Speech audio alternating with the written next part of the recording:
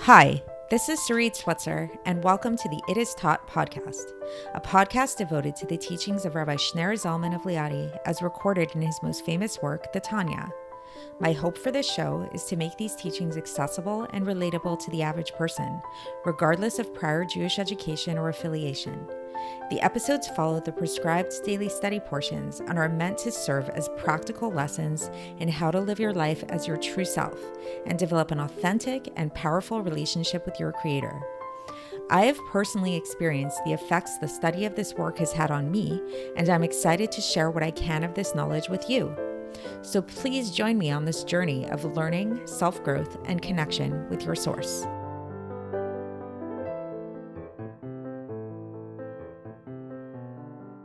Hi, and welcome to the It Is Taught podcast. This is episode 373 for the 6th of Kislev in a leap year. Do you ever think about how frail we are as human beings, that we need food in order to live? It's something we kind of take for granted. We don't really think about it because we all do that. But think about it. It's like this is something that we are constantly at the mercy of. Yes, intermittent fasting is very popular nowadays, and people sometimes go on prolonged fasts. But essentially, even if a person fasts for, 40 days or whatever it is, at some point or another, they're going to need food to live. So why is this? Why is this spiritually thinking? Because haven't we learned previously, and isn't it kind of just commonsensical that in the spiritual realms, spiritually speaking, man is higher than plant life, than vegetative life, from animal life, from all of these things that we get our sustenance from, but yet we are so totally and utterly dependent on these things. So we actually spoke about this in earlier parts of the Tanya, if you recall, about this idea that, the higher something source, the lower it falls and all of that. And we're going to get into that a little bit more today. And in reference to mitzvos and why mitzvahs are so powerful and are so essential to our purpose down here. Because on first thought, it's not so obvious, right? Because souls are very spiritual.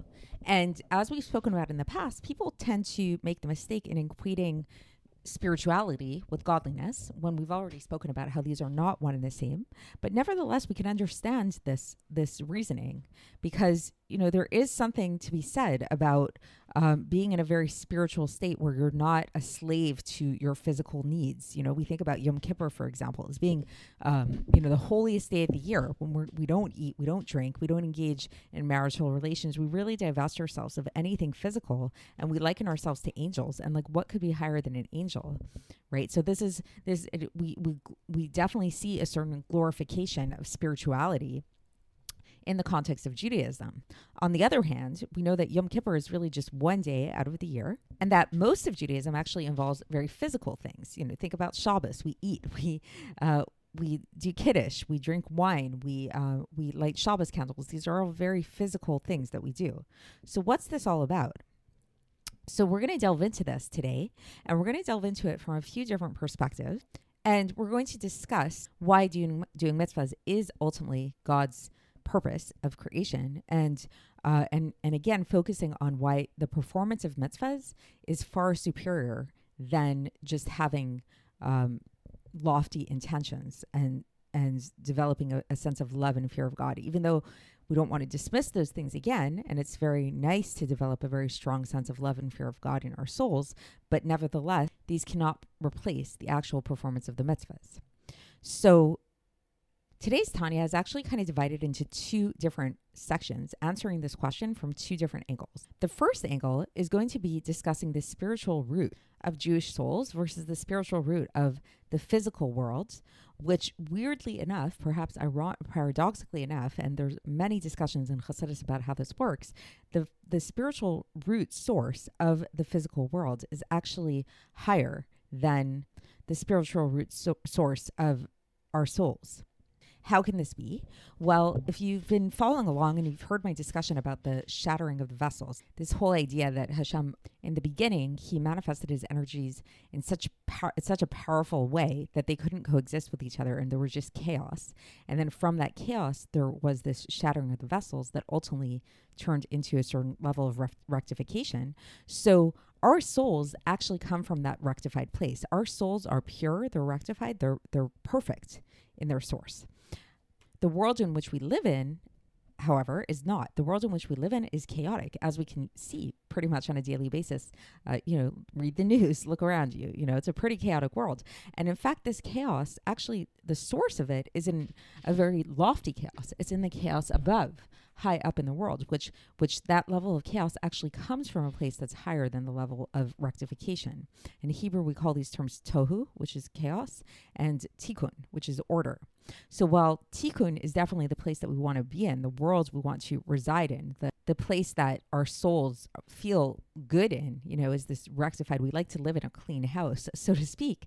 Nevertheless, in its source root, the world of tohu actually is higher, which means that here in this physical reality are trapped fallen sparks that come from this very, very high place. And our job as Jews is to go and redeem these sparks. As we've spoken about this in Tanya previously, that when we use physicality, physical objects, which are stemming from this world of chaos, we actually are able to rectify these sparks and elevate them back to their source and to mitaken them, to rectify them, so that now the chaos has become order, which is what the whole purpose of creation is. This is why God sent our souls down here into this world in order to accomplish this specific mission. The second part of today's Tanya gets a little bit more complicated in terms of speaking about the way that God's wisdom becomes manifest down here in this world in order to create the world, and how that happens specifically, and how it needs to happen specifically through vessels, through the power of vessels. We know in Kabbalah there's the idea of light and vessel,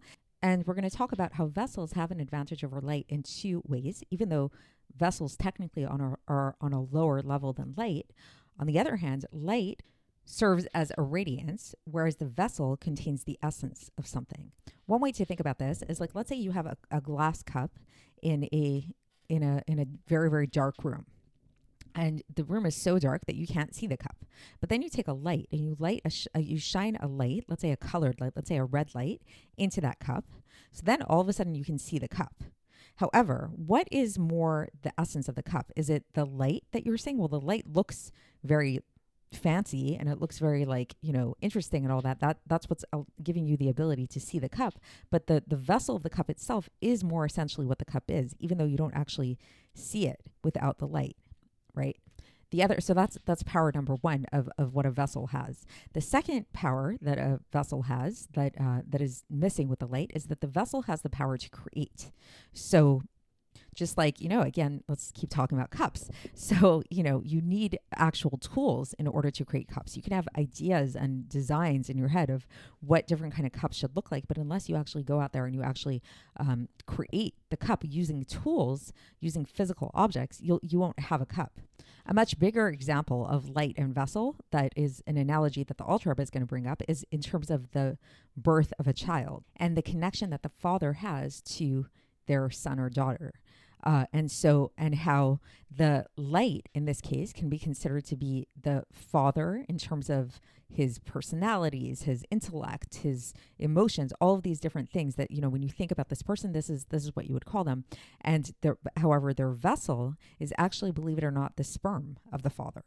And so when you think about the connection that the father has to the son, even though, yes, people take after their parents in all kinds of different ways in terms of personality types and intellect and all kinds of things like that, but essentially the essence of who this child is, it all came from that sperm. The sperm, the vessel, was it contained within it the entire essence of the father, which allowed the son to be created. And it's specifically the sperm that has this power of creation, and not the other aspects of the father. The father could be the smartest man in the world, the most eloquent, articulate man in the world, but just by speaking, that's not going to bring a child into existence. There has to be a sperm that fertilizes with an egg, right? That brings about the birth of a child. And all of this is to be taken as an analogy for our relationship with God, because we often are likened to the children of God, and how when it comes to our relationship with God, the level of light relationship with God is in terms of our feelings of love and fear, and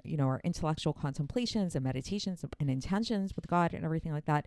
And the level of our connection with God on a vessel level is in a more physical way in terms of the physical mitzvahs. So Today, the focus of the Tanya is going to be extolling the virtue of mitzvahs in these three aspects. Aspect number one, as we mentioned, the physicality, the physical objects in the world through which we perform mitzvahs actually have a higher source than our souls, which is what we tap into when we do these mitzvahs. Two, our emotions and thoughts of love and fear of God can only take us so far. These only attach us to the radiance of God. Whereas if we really want to tap into the essence of God, we need to do this through the mitzvahs, because the mitzvahs are the vessel by which God made us accessible to us. And thirdly, on a related note, our love and fear can only take us so far. And our love and fear of God is because it's likened to this more radiance kind of light level. It can't actually accomplish anything in a tangible physical way, the way that physical mitzvahs can, by virtue of them being vessels. So it's a lot today. And as I've mentioned before, we are in the most difficult section of the Tanya. This is known as the Kuntres Acharon, the final essays of the Kuntres Acharon, and we're in the middle of essay 4. So bear with me. I am learning together with you. For this particular section, it actually took me quite a while, longer than usual. I usually spend an hour and a half per day on these podcast episodes, and this one took a little bit longer, actually. Really, there were a lot of intricate details that I tried to understand with the help of some friends. And so this is what I have for you. I'm giving it over to the best of my ability. So if there are any mistakes here, then the mistakes are my own, and I take full responsibility for that. But we'll learn this together. This is one of those moments where I'm just very grateful for doing the podcast, because it's forcing me to learn the Tanya in a way that I never have in the past, really delving into these things. And if I'm teaching this to you guys, I'm trying to understand it to the best of my ability, So all right. So the first part, we start off this first part of today's Tanya, where the Alter Rebbe talks about this idea of the level of the soul versus the level of physical objects through which we perform mitzvahs. So the Alter Rebbe begins, and he discusses how truly the 288 sparks which become purified in the worlds of Bria, Yitzhar, and Asiya through our Torah and mitzvahs, when we perform Torah and mitzvahs in thought, speech, and action, the source of these sparks is higher than our nefesh, ruach, and neshama, the levels of our soul, these three lower levels of our soul. So what does this mean when we talk about these different sources? So a little tangent here, which I don't want to get too caught up in the weeds, but we know that God's essential name, the loftiest name of God, is the Yud-Kei Vav-Kei, the Tetragrammaton, right? Which we don't even say because it's so lofty. It's how we refer to God as Hashem. We say the name. Now, this name, this Yud-Kei Vav-Kei, is not so simple. It's only 4 letters, but yet in Kabbalah, there are different ways that you can spell out these letters in a more prolonged way, where you can say where basically it's like you take each one of those letters, like the Yud. So when you spell out Yud in Hebrew, then it's Yud Vav Daled is like the complete way to that's how you spell the letter Yud, right? Then you have the Hey, right? But how do you spell Hey? Do you spell Hey Yud, or do you spell it Hey Aleph? So there are different renditions of this. And so there's different ways that you can spell out this name, Yud-Kei Vav-Kei, in a very lengthy kind of way. And when we do this, then we'll have all these different spellings of God's name out. And it turns out that there are 4 ways to spell out God's name in Kabbalah in this more lengthy way. Now, we know that everything in Kabbalah, there's this idea of gematria, of numerical value. Everything has a numerical equivalent. Letters have numerical equivalents to them. So what the Kabbalists do then is that they take all of these different spellings of God's name in the more lengthy format, and they figured out the gematria, the numerical equivalent of all of these, and they came up with 4 names of God, which we know of, and each one corresponds to a different spiritual level. These different names are Av, Sag, Ma, and Ban. Okay, so for the purposes of our discussion today, we're actually only going to be looking at the names Sag and Ma, which are two of those 4 letters. And what the Alter Rebbe explains is that this level of Sag comes from the inner aspect of Adam Kadmon, whereas the level of the name of Ma comes from the forehead of Adam Kadmon. What's the difference? So the inner part of Adam Kadmon is sort of like the internal aspect. The forehead is the more external aspect. So it's a little bit lower. It's more about the radiance as opposed to more of the innerness. And so interestingly, interesting thing to know is actually the physical world, physical objects through which we do mitzvahs, the 288 fallen sparks, they actually come from the level of sag, which is this higher level of the inner part of Adam Kadmon, whereas our souls come from the level of ma, which is lower, which is the forehead level.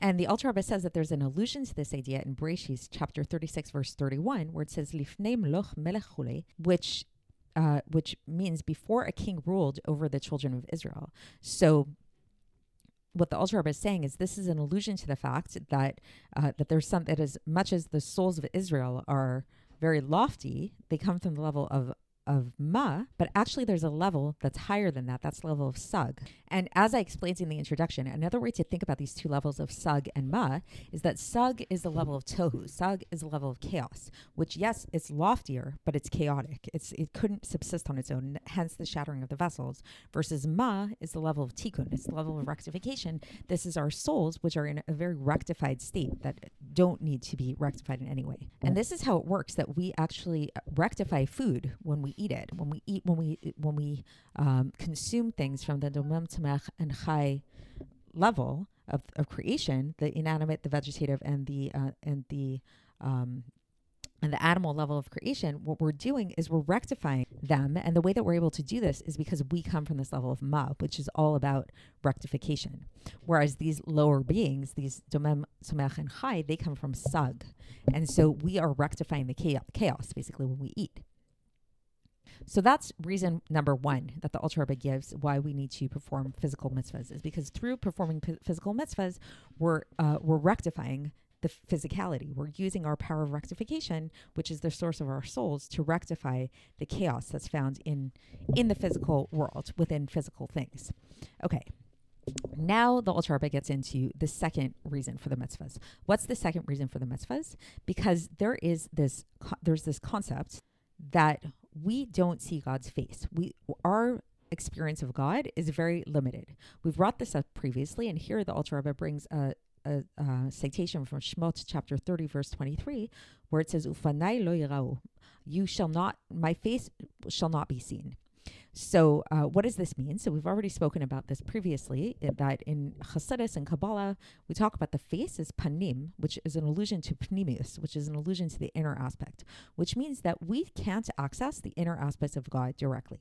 What we do access is we access God's external aspect in a way of Acharon, it's called in Hebrew, the chitzoniut and the Acharon, the back part of God. What is this? This is this manifests as the novelot chochma ilah. This is the drippings of the supernal wisdom. So what we're experiencing of God, or what we're able to access in terms of God's chokhmah, is really just like a seminal drop that's coming down from him. But lest this depress us and bring us down, we should realize that, and now the Alter Rebbe gets into this, the power of this seminal drop. What is so powerful specifically about this external level? Because we know that speech, even speaking words of chokhmah, doesn't create anything. Whereas a seminal drop does. The seminal drop does have the power to create. And this is what creates all of creation. When we talk about the idea of creation ex nihilo, the way that this is happening, we've spoken about this before, that it all comes from Hashem's chokhmah, but how does it manifest through Hashem's chokhmah? Is through this seminal drop. And this seminal drop actually transmits the essence of this superior chokhmah, of this supernal chokhmah. How does it do this? Because it contains within it the essence of this supernal chokhmah, which is not the case with speech and thought, even a very high and lofty kind of thought.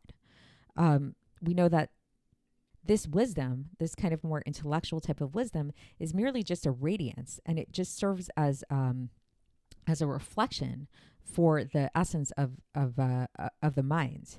So it's like if a person thinks, like you can think all kinds of things, and does any particular thought that you have manifest your brain fully? No, it doesn't. Yes, it's coming out of your brain and it's a radiance out of your brain, but it's not the brain itself. And the brain itself is really just a vestment for your soul. Your brain, your mind is really, it's not your soul. It's just a vestment for your soul.